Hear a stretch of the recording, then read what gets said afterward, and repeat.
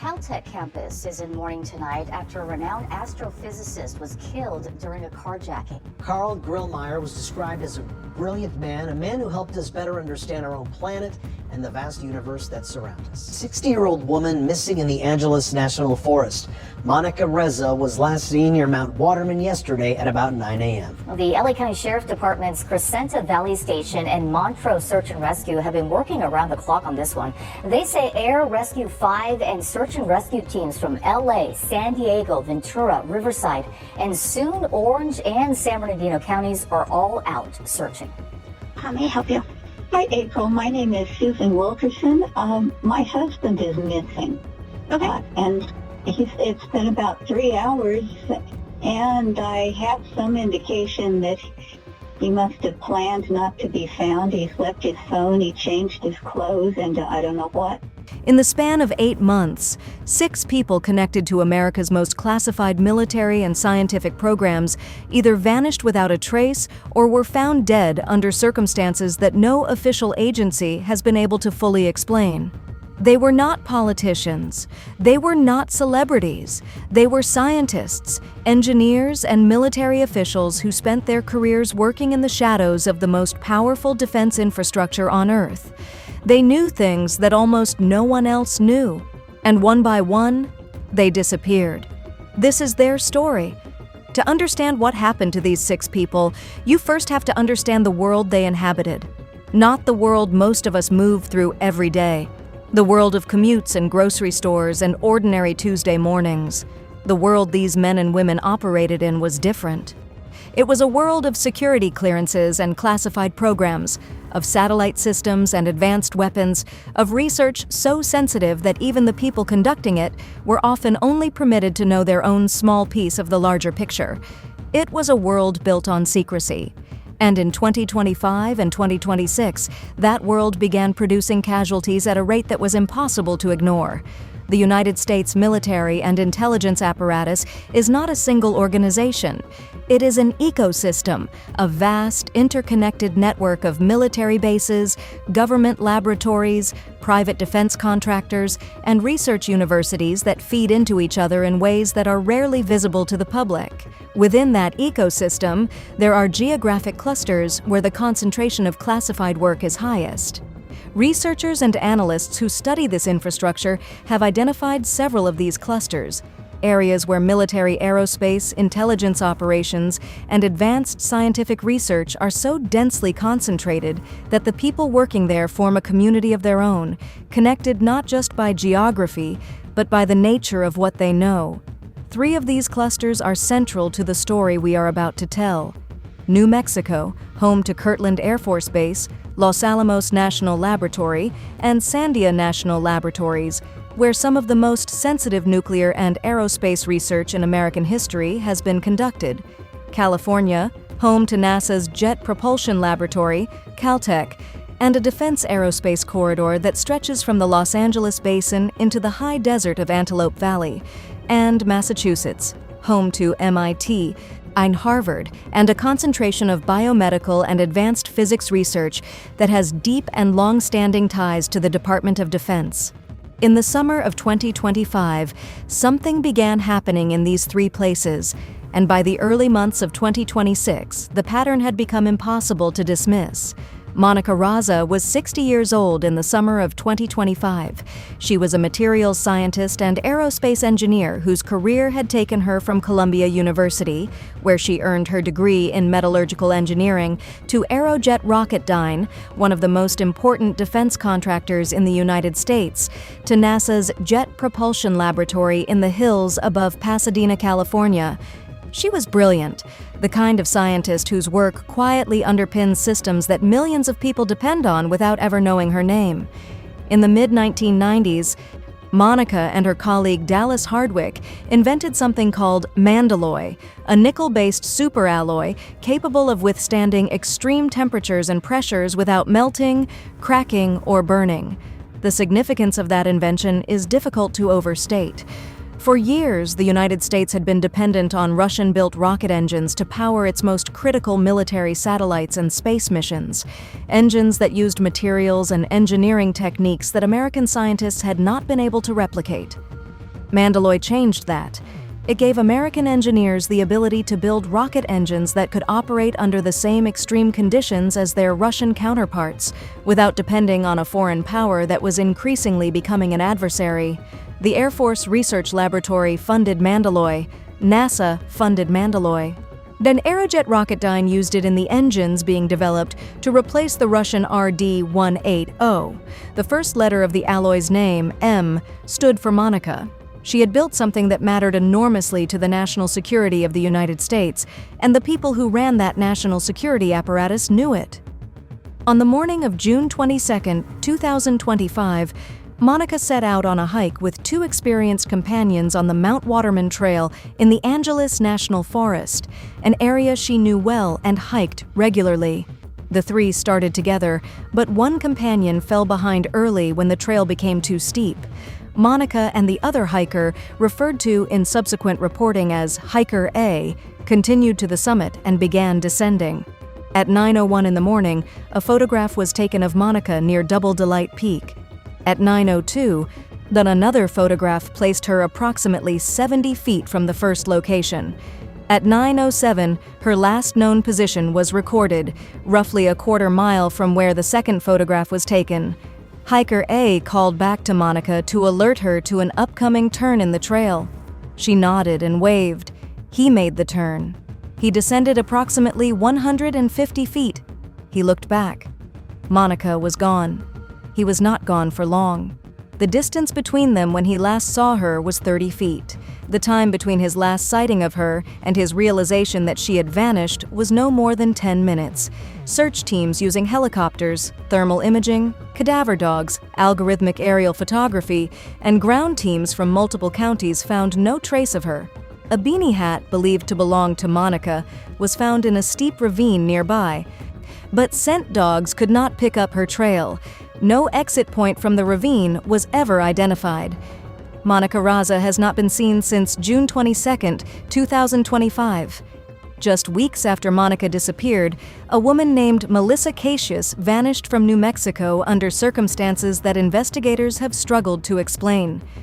Melissa worked at Los Alamos National Laboratory, one of the most classified research facilities in the United States, the birthplace of the atomic bomb, and a place where the boundary between scientific research and national security is essentially non-existent. Before she disappeared, Melissa Cassius did something that set her case apart from a simple missing persons report. She factory reset both of her cell phones, her personal device and her work device, both of them, completely wiped. Whatever was on those phones, and whatever conversations she had been having, whatever information she had been accessing or storing, was gone before she was. She then walked away from her home and vanished. In December of 2025, Nuno Laro, the director of MIT's Plasma Science and Fusion Center, a nuclear scientist with active research contracts with the Department of Energy, was shot dead at the front door of his home in Massachusetts. No warning, no apparent confrontation. Shot on his own doorstep and left there. In February of 2026, Carl Gilmare, an astrophysicist and research scientist at Caltech, who had worked on some of NASA's most significant missions, including the Hubble Space Telescope, and was at the time of his death actively developing the NEO Surveyor and a new space telescope designed to detect dark objects moving through our solar system, was shot and killed on the front porch of his home in Antelope Valley, California. Two scientists, two front porches, two gunshot deaths. Months apart, different states, different fields of research, and yet both men worked within the same defense aerospace ecosystem that connected all of these cases. Also in December of 2025, Jason Thomas, a senior biomedical researcher at Novartis in Boston, disappeared. He was found months later in March of 2026. His remains were recovered from a lake. No cause of death has been publicly released. The investigation remains open. 6 people, 3 states, 8 months, 3 missing, 3 dead. All of them operating within the same interconnected world of military aerospace, classified research, and advanced defense technology. All of them holding knowledge that very few people on Earth were cleared to possess. Congressman Tim Burchett, a member of the House Oversight Committee who has been briefed on classified programs related to these cases, said publicly and on the record, there are no coincidences. The people who know things, he said, are dying or disappearing. He then added something that stopped the interviewer cold. He said he was not suicidal, and he did not take risks. The investigation into what connects these 6 people and who or what is responsible for what happened to them is only beginning. Before we can understand what happened to these 6 people, we have to understand the world that produced them. Not the world that appears in press releases and public announcements, but the real architecture of how classified knowledge is created, protected, and in some cases buried. Because the people we are talking about did not simply work for the government, they worked inside a system so layered, so compartmentalized, so deliberately opaque that even the people within it rarely understood the full shape of what they were part of. In the United States, military and intelligence world, programs fall into distinct categories of classification. There are unclassified programs, things the public knows about. There are classified programs, things the government acknowledges exist but does not discuss openly. And then there are what insiders call black programs, special access programs, SAPs. These are projects so sensitive that their very existence is not publicly acknowledged. Access is limited to individuals who hold not just top-secret clearance, but specific program approval, meaning even someone with the highest standard security clearance cannot simply walk into a black program and ask questions. They have to be read in, specifically, deliberately, one piece at a time. And here is the detail that matters most for understanding these cases. Within the most sensitive of these programs, no single person is ever given the complete picture. Information is deliberately fragmented. This person knows this component. That person knows that one. The full shape of what is being built, researched, or concealed exists only in the reports that flow upward to a very small number of people at the very top of the chain. People like the individuals whose names now appear on missing persons reports and death certificates. To understand why the disappearance of General William Neal McCasland was immediately described by serious journalists and sitting members of Congress as a grave national security crisis, you have to understand who this man actually was.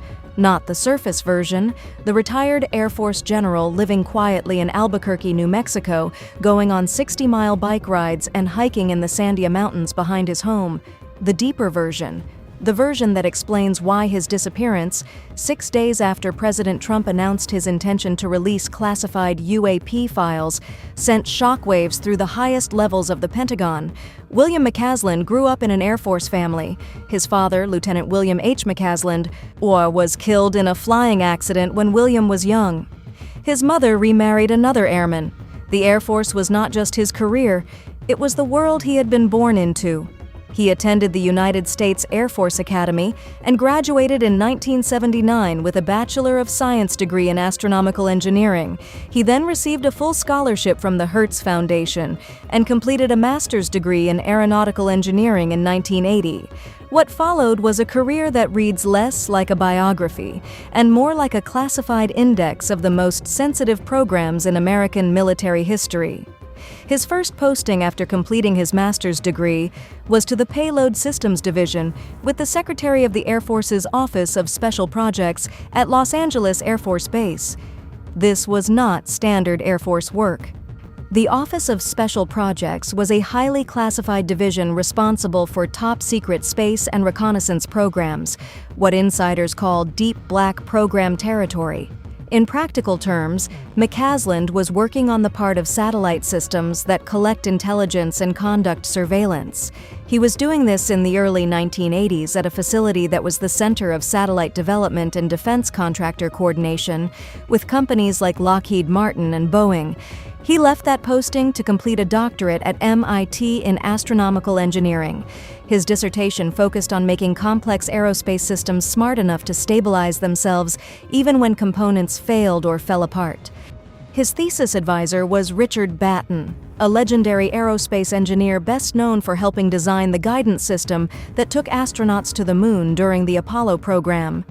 When McCasland returned from MIT, he went back to Los Angeles Air Force Base as an assistant director of the Office of Special Projects. Not just working in the program now, but leading it, managing teams, overseeing development of early spy satellite systems that could take images from space, intercept signals, and track activity anywhere on the planet. In 1992, he moved to Buckley Air Force Base in Colorado as Director of Mission Planning for the Aerospace Data Facility, a ground station that receives data from satellites in space. He was not just collecting that data anymore, he was deciding what the satellites should focus on, when they should collect, and how to prioritize targets. He had moved from building the systems to directing them. He attended Air War College, an institution that grooms people for the highest levels of military leadership, training them in military planning, strategy, global conflict, and national security. He attended the Defense Systems Management College, where he learned to manage defense programs worth billions of dollars. Then he returned to command the Aerospace Data Facility, the classified unit responsible for operating U.S. spy satellite systems.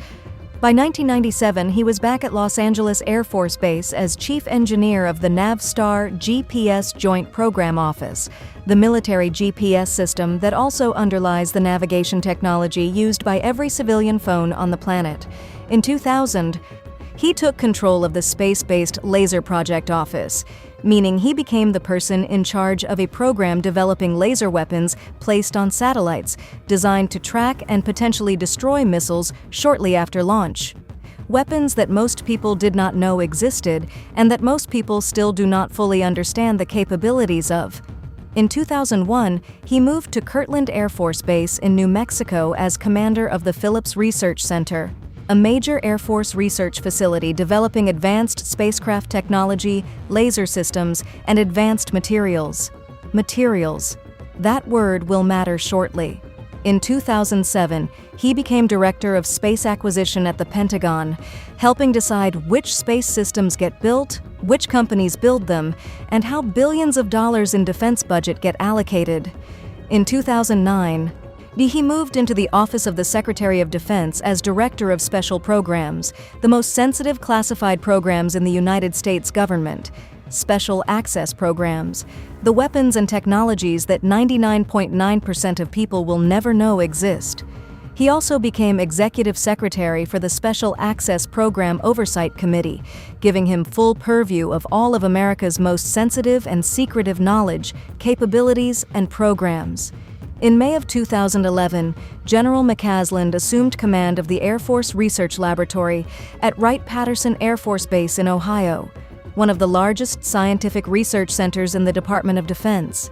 He oversaw billions of dollars in research into advanced materials, sensors, directed energy weapons including lasers, space systems, and future weapons development. And Wright-Patterson Air Force Base has a history that goes beyond standard military research. Since 1947, when something crashed near Roswell, New Mexico, and the military initially described it as a flying disc, before quickly changing their story to a weather balloon, persistent accounts have placed recovered materials from that incident at Wright-Patterson, specifically in its Materials Directorate, where the facility's mandate included analyzing foreign and unknown technology and attempting to reverse engineer it.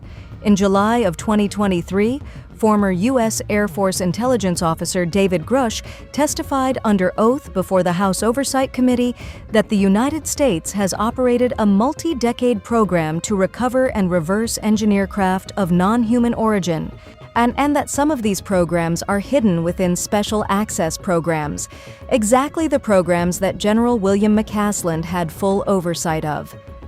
After retiring from the Air Force, McCasland did not fade into obscurity. He became Director of Technology at Applied Technology Associates in Albuquerque, an aerospace firm specializing in precision sensing that was later absorbed by defense contractor Blue Halo and then acquired by AeroVironment. He joined the Board of Trustees for Riverside Research, a nonprofit with a $450 million contract with active defense and intelligence programs working on machine learning, electromagnetics, and plasma physics. He founded DBE Consulting LLC, advising clients across the Department of Defense and Department of Energy.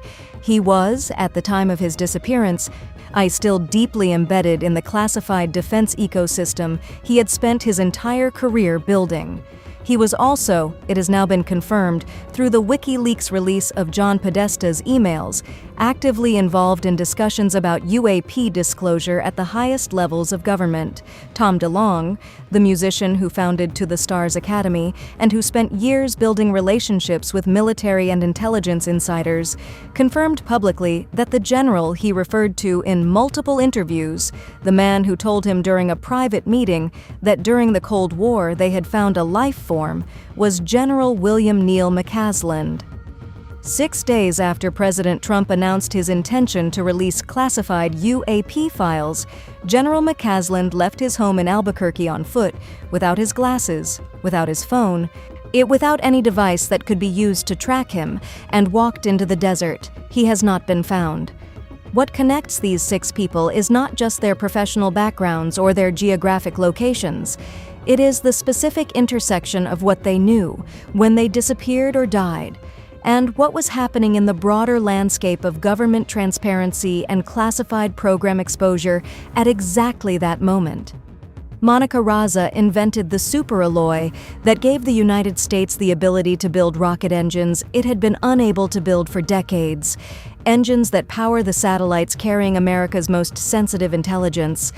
General McCasland ran the laboratory that funded her research, oversaw the materials directorate where her co-inventor Dallas Hardwick worked, and held oversight over every classified program in the American defense apparatus. Melissa Cassius worked at Los Alamos, the birthplace of nuclear weapons, a facility whose research touches every corner of American military capability. Nuno Laro directed MIT's Plasma Science and Fusion Center, working on nuclear energy research funded by the Department of Energy. Carl Gilmare built the systems that detect objects moving through space, objects that might not always be the asteroids and comets they are officially described as searching for. Jason Thomas worked in biomedical research at a level that connected his work to defense and intelligence funding streams that are rarely discussed publicly. 6 people, 6 fields, 1 ecosystem, 1 terrifying pattern. And as Congressman Tim Burchett said, and sitting in front of a camera with the quiet certainty of a man who has been inside the rooms where the real conversations happen, there are no coincidences.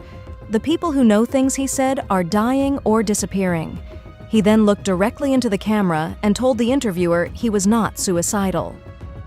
The timeline that changed everything. There is a particular kind of dread that comes not from a single catastrophic event, but from a pattern, from the slow, creeping realization that what you are looking at is not a series of unrelated tragedies, but something far more deliberate and far more disturbing. The cases we are about to walk through did not announce themselves as connected.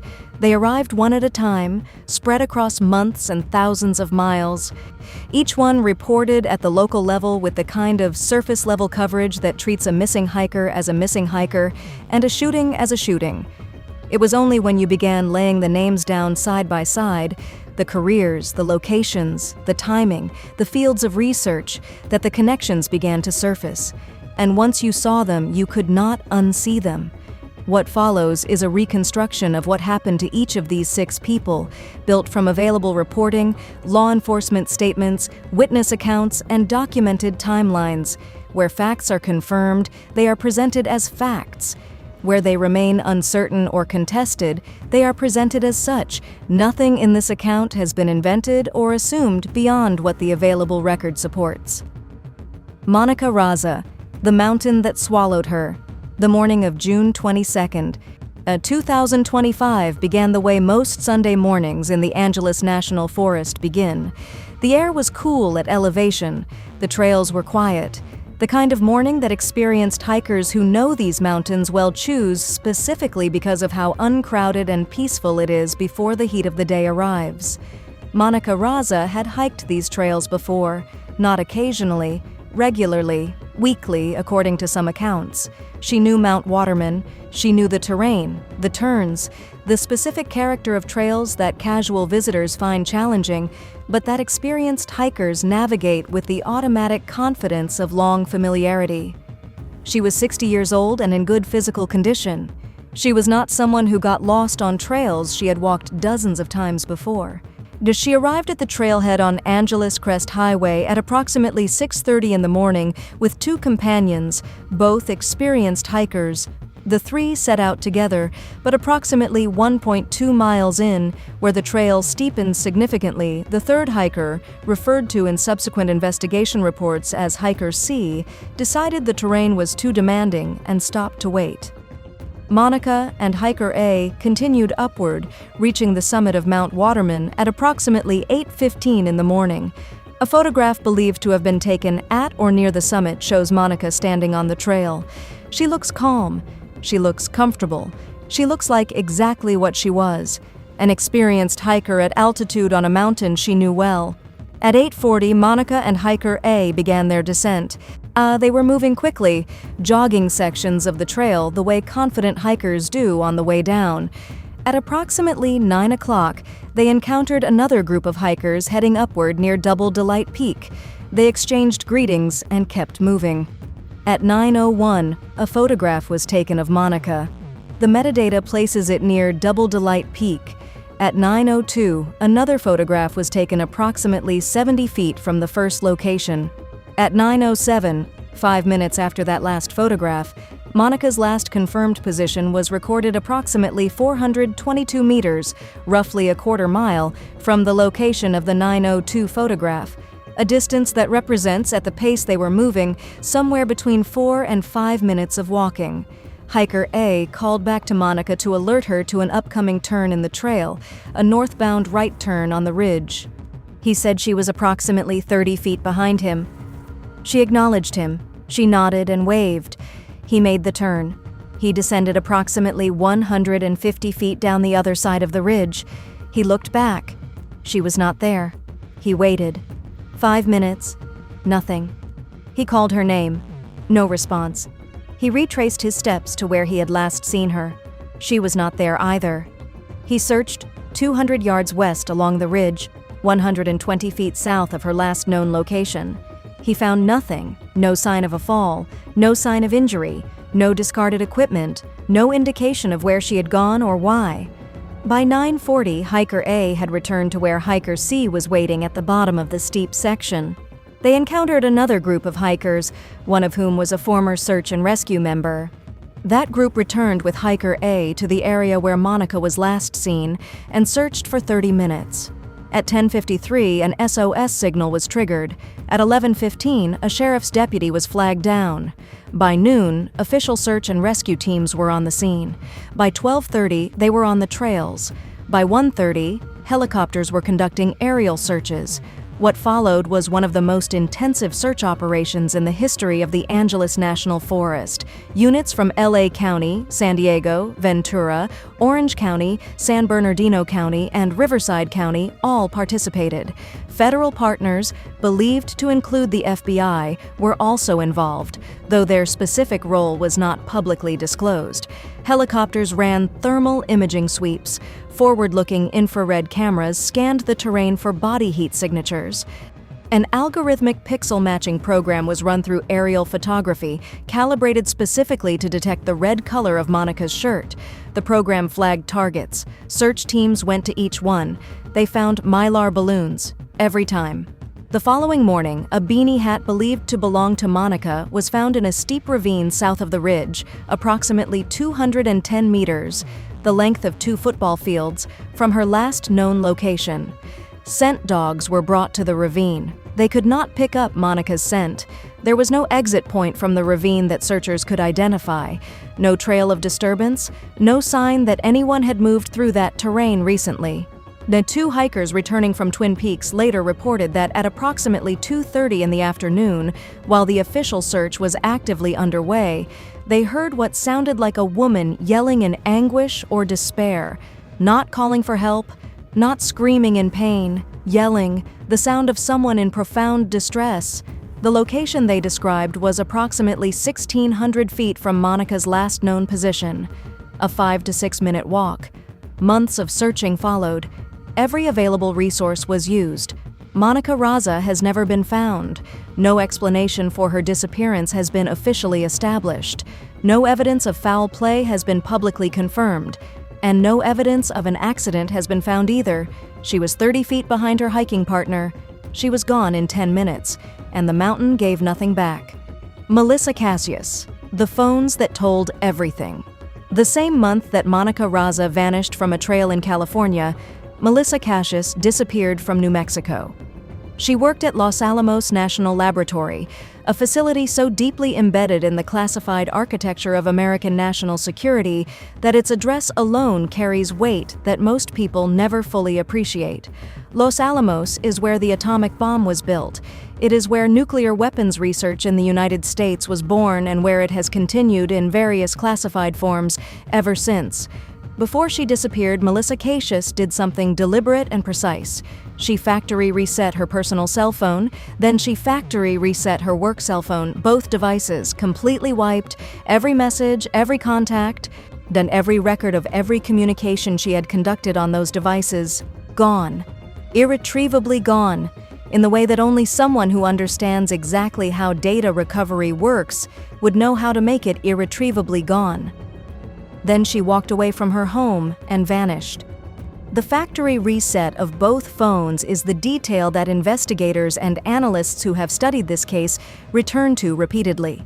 People who disappear voluntarily, who walk away from their lives for personal reasons, do not typically factory reset their work phones.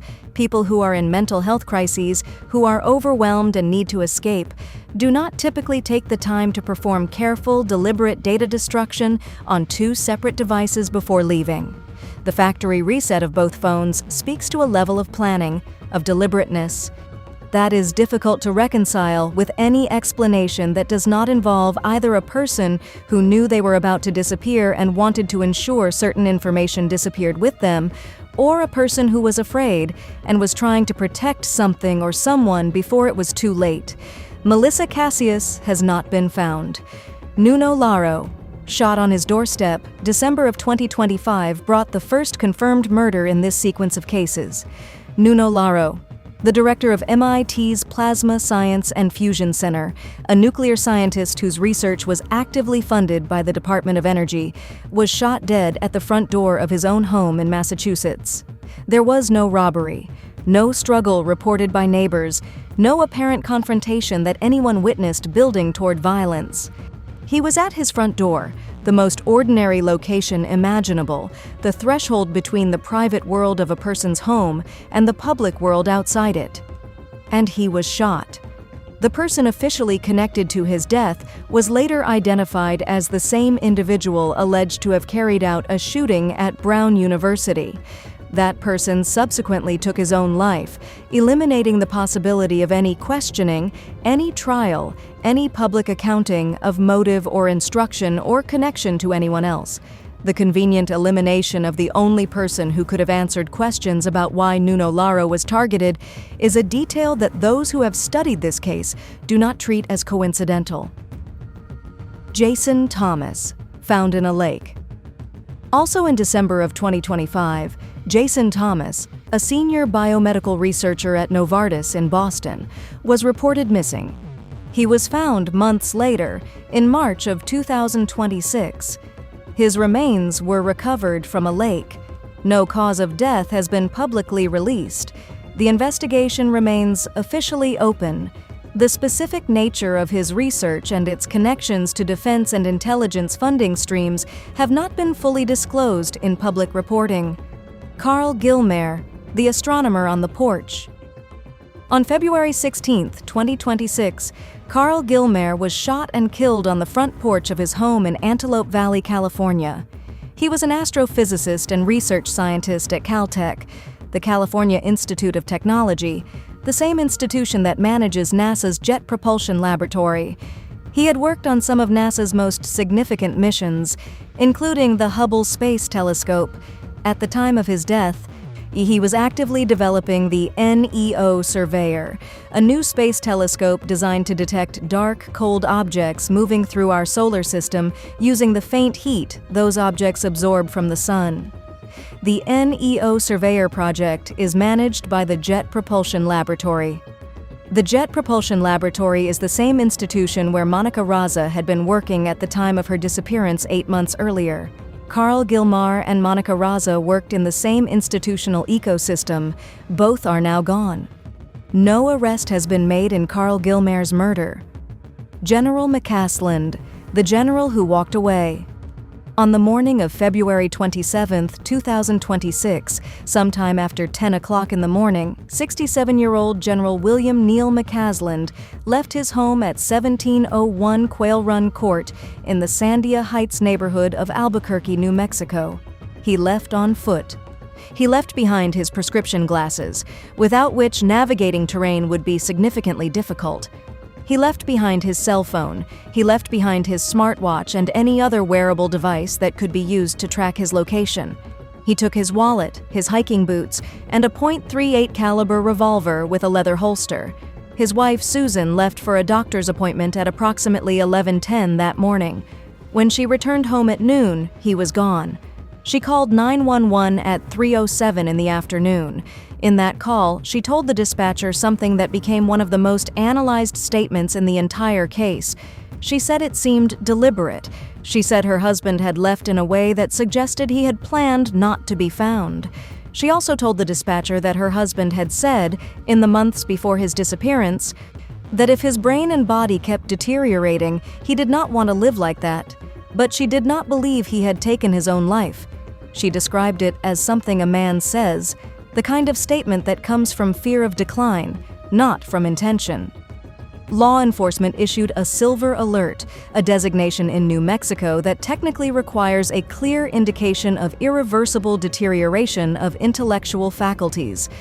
Investigators subsequently clarified that they did not believe McCasland was cognitively impaired at the time of his disappearance. He had completed a 60-mile bike ride the week before he vanished. Lieutenant Kyle Woods of the Bernalillo County Sheriff's Office stated publicly that McCasland would arguably still be the most intelligent person in any room. The silver alert, investigators explained, was issued simply to maximize public attention and generate the widest possible search response. More than 700 homes were canvassed. Ground teams, dogs, drones, and helicopters searched vast stretches of terrain. On March 7th, 8 days after he disappeared, a gray U.S. Air Force sweatshirt was found approximately 1 mile from his home. It has never been confirmed to have belonged to him. No other trace of General William Neal McCasland has been found. His disappearance came 6 days after President Trump publicly announced his intention to release classified files related to UAPs and extraterrestrial phenomena. 6 days. The man, described by serious journalists and sitting members of Congress as carrying some of the most sensitive secrets in the United States government in his head, walked out of his house and into the desert and has not been seen since. The investigation continues. The desert has given nothing back. When investigations produce more questions than answers, there is a standard expectation that most people carry about how investigations work. A crime occurs, law enforcement responds, evidence is gathered, leads are followed, and eventually, not always quickly, not always perfectly, but eventually, something resembling an answer emerges. A suspect is identified, an explanation is offered. The machinery of accountability, however imperfect, produces some kind of result that allows the people affected to understand what happened and why.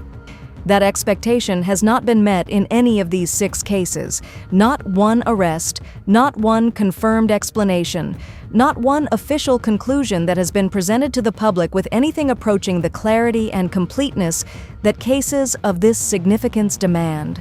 What has emerged instead is a collection of partial answers, contradictory statements, convenient deaths, and investigative dead ends that collectively paint a picture far more disturbing than any single confirmed fact could produce on its own. This is the story of what investigators found and what they did not find, and what the gap between those two things suggests about the nature of what is actually happening. The search for Monica Raza was by any measure an extraordinary deployment of resources. The Los Angeles County Sheriff's Department coordinated with search and rescue units from LA, San Diego, Ventura, Orange County, San Bernardino County, and Riverside County. Federal partners whose specific identity was not publicly disclosed were also involved, almost certainly including the FBI, given the nature of Monica's work and her connections to classified defense programs. The technology brought to bear on the search was not standard missing hiker equipment. Helicopters equipped with thermal imaging systems swept the terrain looking for body heat signatures. Forward-looking infrared cameras scanned the mountain faces and ravines for any indication of a human presence. An algorithmic pixel matching program was run through aerial photography, specifically calibrated to detect the precise shade of red that Monica had been wearing. So this is not technology that gets deployed for a routine hiking accident.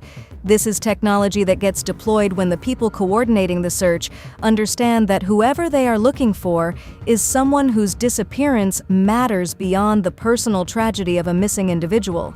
The program found targets. Every time search teams went to those targets, they found mylar balloons caught in trees and brush.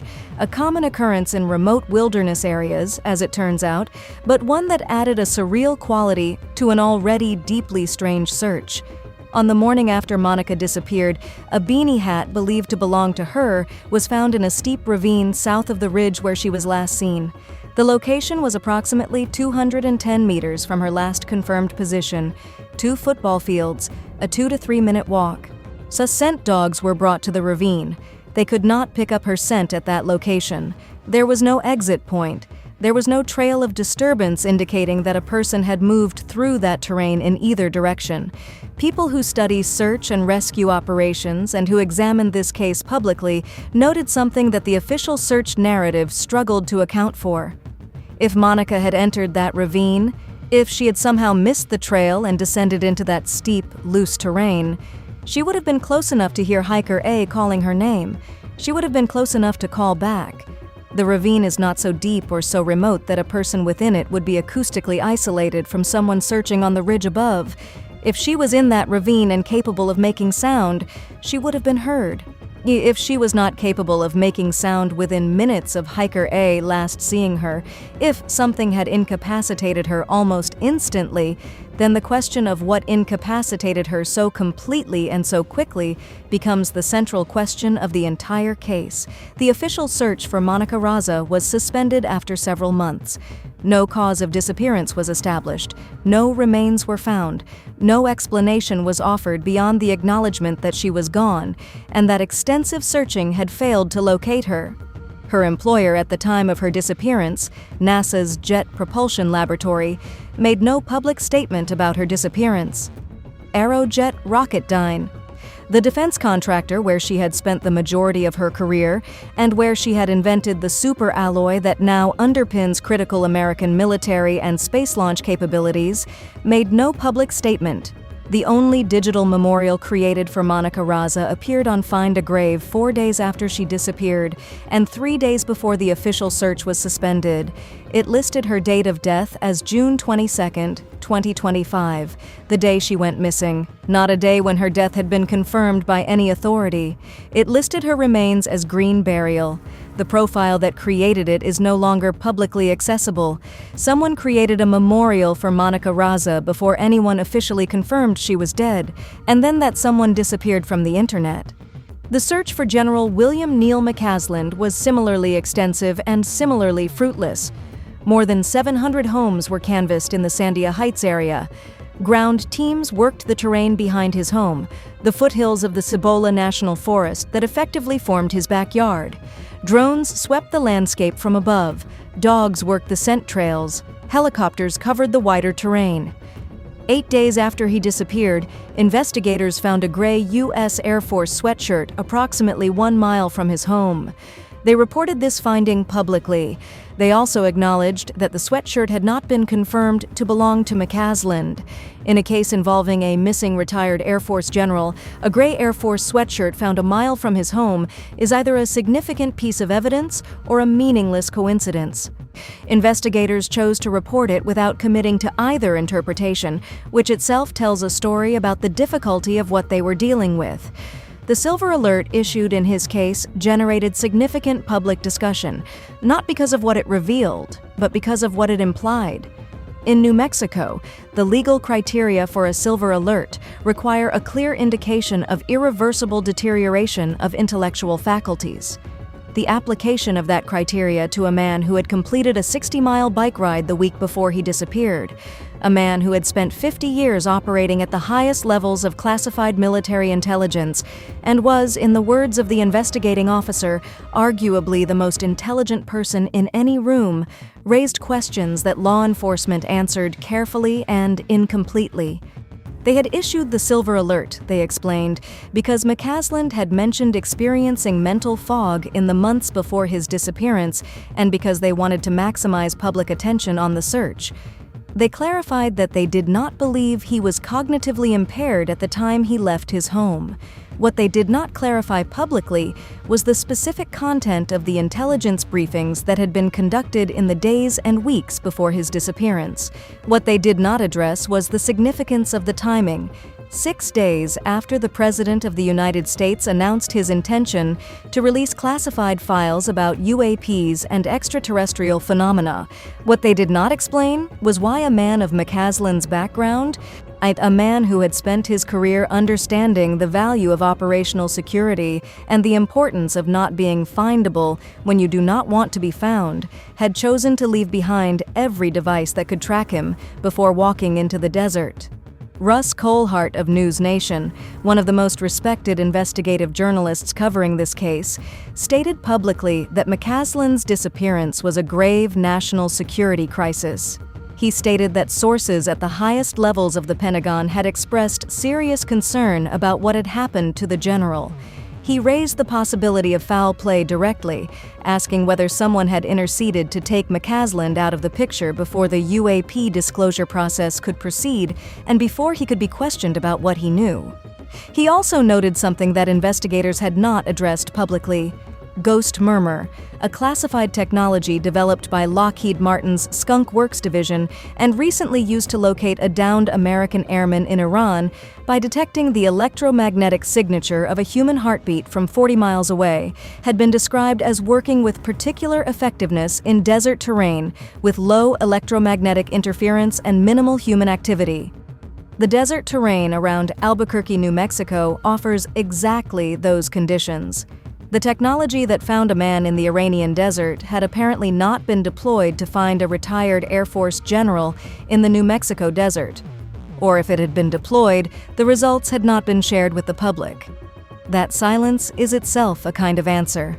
The murders of Nuno Laro and Carl Gilmare present a different investigative picture, not because more answers are available, but because the nature of confirmed homicides creates a different kind of accountability pressure than missing persons cases. Nuno Laro was shot at his front door in Massachusetts in December of 2025. The official investigation connected his death to an individual who was also alleged to have carried out a shooting at Brown University. That individual subsequently took his own life.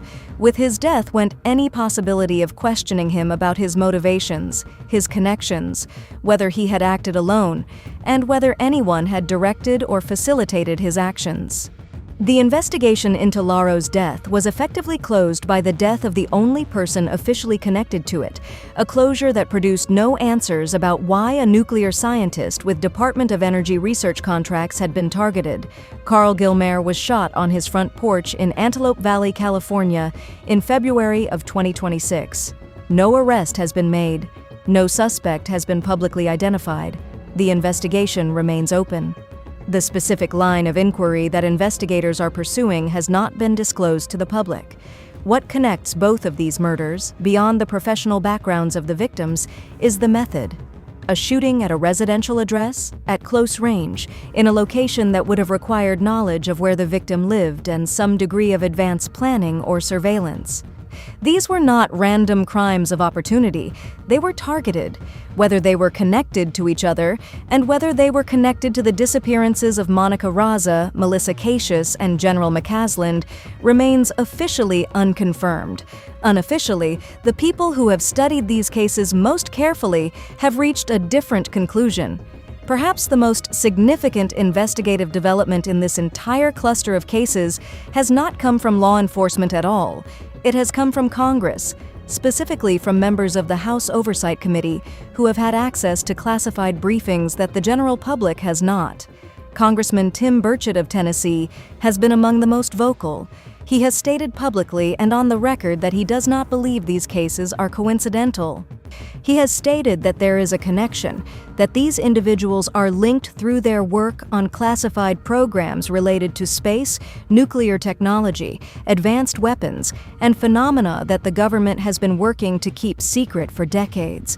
He has stated that in closed-door briefings, he has been told things that he believes would cause the American public to demand answers immediately if those things were made public. He has also stated, without apparent irony, that he is not suicidal, and he does not take risks. The significance of a sitting member of Congress feeling it necessary to publicly declare that he is not suicidal in the context of discussing these cases is not a small thing. It is the kind of statement that people make when they believe the information they are discussing has historically been worth killing to protect. It is the kind of statement that Russ Colhart was referencing when he said, on the record, that there are forces inside the U.S. government that have killed to protect certain secrets, and that even the President of the United States in his first term had been made aware of those forces and had chosen not to move forward with disclosure because he was not confident he could do so safely. The investigation into what happened to these 6 people is ongoing. Law enforcement agencies in California, New Mexico, Massachusetts, and at the federal level are all nominally working these cases. But the nature of what these individuals knew, the ecosystem they worked within, and the timing of their disappearances and deaths relative to the broader political landscape of UAP disclosure suggests that the answers, if they ever come, will not emerge from standard investigative channels. They will emerge, if they emerge at all, from the same slow and carefully managed process of partial disclosure that has been underway for years. One press conference at a time, one congressional hearing at a time, one carefully worded statement from a sitting official who chooses his words with the precision of someone who understands exactly what it costs to say too much. The investigation continues.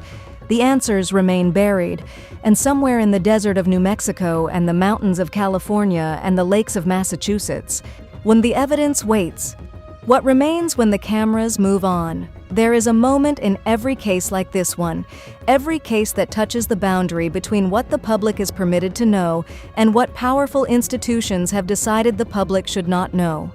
When the news cycle moves on.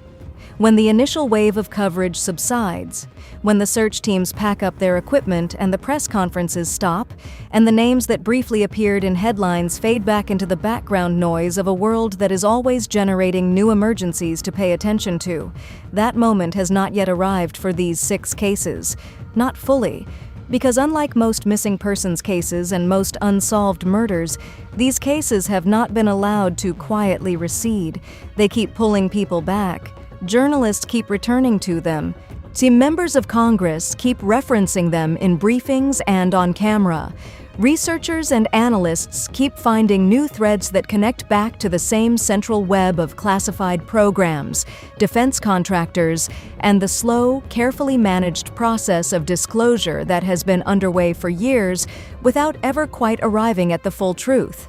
The reason these cases will not be allowed to quietly disappear is the same reason the people at the center of them could not be allowed to quietly remain. What they knew was too important, what they represented was too significant, and the timing of what happened to them was too precise to be explained away by coincidence. This is where we are, this is what we know, and this is what it means. Susan McCasland, the wife of General William Neal McCasland, saw herself a woman of extraordinary intelligence and accomplishment, a former NASA mission specialist finalist and Air Force lieutenant colonel whose career spanned the same defense aerospace ecosystem as her husband's, has continued to speak publicly about her husband's disappearance with a combination of dignity and quiet devastation that is painful to witness. She has not accepted the simplest explanations. She has not allowed the investigation to be quietly shelved. She has continued to advocate for answers with the persistence of a woman who spent her career working in systems that she knows can bury things permanently if no one keeps pushing. She knows how classification works. She knows how information gets protected. And she knows that the only thing standing between her husband's disappearance becoming another quietly closed file, and it receiving the scrutiny it deserves, is the continued attention of the public and the press. She said in her 911 call that her husband had planned not to be found. Whether that planning was voluntary, a man making a final autonomous decision about the terms of his own departure from a world that was changing in ways that frightened him, or whether it was coerced, whether someone had created conditions under which walking away and leaving no trace was the only option available to him, is a question that has not been answered. It may never be answered publicly, but Susan McCasland has not stopped asking it. The families of Monica Raza, Melissa Cacius, Carl Gilmare, Nuno Laro, and Jason Thomas are living with versions of the same uncertainty, some of them with the additional weight of confirmed loss, the knowledge that the person they loved is gone, without the closure of understanding why or how or at whose direction. They are living in the particular silence that follows when institutions that should provide answers choose instead to provide carefully worded statements that acknowledge nothing and explain nothing. That silence is its own kind of violence, and the families caught inside it deserve better than what they have received. What these 6 cases have exposed, collectively, cumulatively, when examined together rather than in isolation, is something that many people have suspected for years, but that has rarely been demonstrated so starkly and so specifically. There exists within the United States government and military a layer of classified activity so deep, so deliberately protected, and so fundamentally disconnected from any meaningful democratic oversight that even the President of the United States has been told, in the words of investigative journalist Russ Colhart, that certain things are on a need-to-know basis, and that the President does not need to know. A sitting congressman was told by an unelected bureaucrat that the president was on a need-to-know basis regarding programs funded by American taxpayer dollars.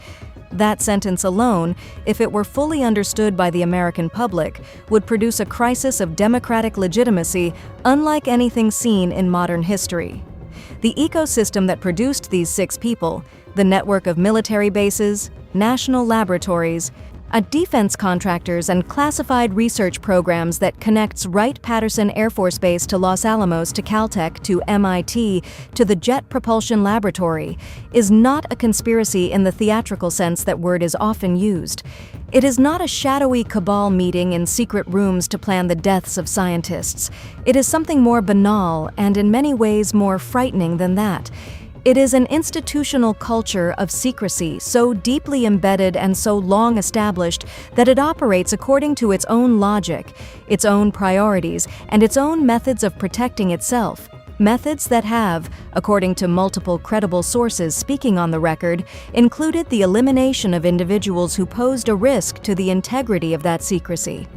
David Grush testified under oath before Congress that people had been harmed, his word, to protect the programs he was describing. Russ Colhart stated on camera that people have been murdered to protect certain secrets.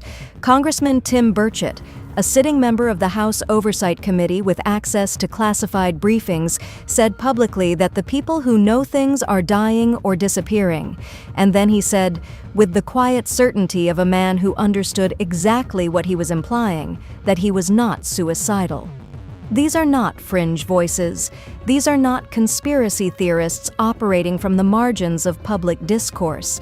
These are credentialed, documented, serious people saying serious things on the record, and the information they are describing, when laid against the documented facts of what happened to these 6 individuals, produces a picture that is deeply and urgently disturbing. It would be easy to separate the UAP dimension of this story from the deaths and disappearances, to treat the question of extraterrestrial phenomena as a separate conversation from the question of what happened to these 6 people. But the evidence does not support that separation. General McCasland was, by documented confirmation through the WikiLeaks Podesta emails and through Tom DeLonge's public statements, actively involved in discussions about UAP disclosure at the highest levels.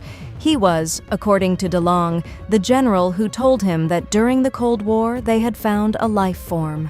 See, he had spent his career overseeing the programs at Wright-Patterson Air Force Base that have been connected by multiple credible witnesses to the storage and analysis of recovered non-human materials. He disappeared 6 days after the president announced his intention to release classified UAP files.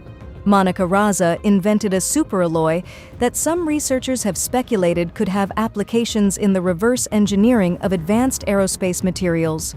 Materials that might not have originated in any conventional human manufacturing process. Her co-inventor Dallas Hardwick worked directly under McCasland at the Air Force Research Laboratory.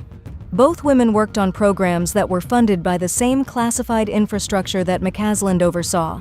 Now, Carl Gilmer was building technology designed to detect objects moving through our solar system, objects that official NASA descriptions frame as asteroids and comets, but that the broader context of this story invites us to consider more carefully. He worked at the same institution as Monica Raza. He died on his front porch in the same month that General McCasland walked into the desert. The UAP disclosure process, the slow, managed, carefully controlled process of introducing the American public to information that certain institutions have been protecting for decades, is not happening in a vacuum. It is happening alongside a pattern of deaths and disappearances of people who were positioned, by virtue of their careers and their clearances, to either facilitate or complicate that process. Whether the people being removed from the equation were removed because they knew too much, because they were about to say too much, because foreign actors wanted what they knew, or because the institutional machinery of secrecy was protecting itself from exposure. The pattern is real, regardless of which explanation turns out to be correct. The cases of General William Neal McCasland, Monica Raza, Melissa Cassius, Nuno Laro, Carl Gilmer, and Jason Thomas deserve something that they have not yet received. They deserve a full, transparent, publicly accountable investigation, one that is not conducted within the same classified ecosystem that these individuals were part of, because that ecosystem has a fundamental conflict of interest in producing honest answers about what happened to people who worked inside it. They deserve congressional hearings that go beyond the carefully managed disclosures that have characterized UAP oversight to date. They deserve a special prosecutor or independent investigative body with the authority to access classified program records and the mandate to report findings publicly rather than burying them in classified annexes that no member of the public will ever read. They deserve, in short, the truth. And the American public, whose tax dollars fund the programs these people worked on, whose national security depends on the integrity of the institutions these people served, and whose democratic rights are violated every time an unelected bureaucrat decides that the President of the United States does not need to know what is being done in his name, deserves the truth as well. They were real people. That is the thing that gets lost most easily in a story this large and this complicated, the simple, irreducible humanity of the individuals at its center. Monica Raza spent decades in laboratories and research facilities building something that she named partly after herself, a superalloy that now goes into the engines that carry American missions into space. She hiked the mountains she loved every week. She was 30 feet behind her friend on a trail she knew by heart, and in 10 minutes, she was gone. General William Neal McCasland spent 50 years serving his country at levels of classified responsibility that most people will never fully understand. He rode his bicycle 60 miles the week before he disappeared.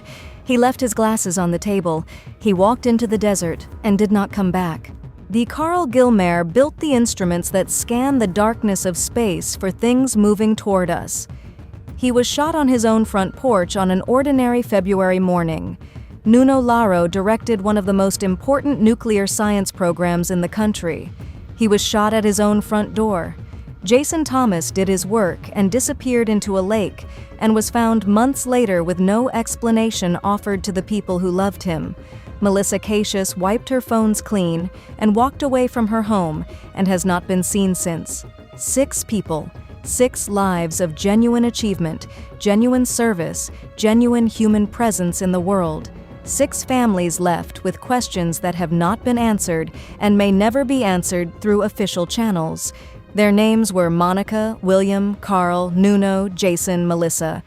They knew things that someone decided they should not be allowed to keep knowing. The world deserves to know what those things were, and they deserve to live long enough to decide for themselves whether to tell us.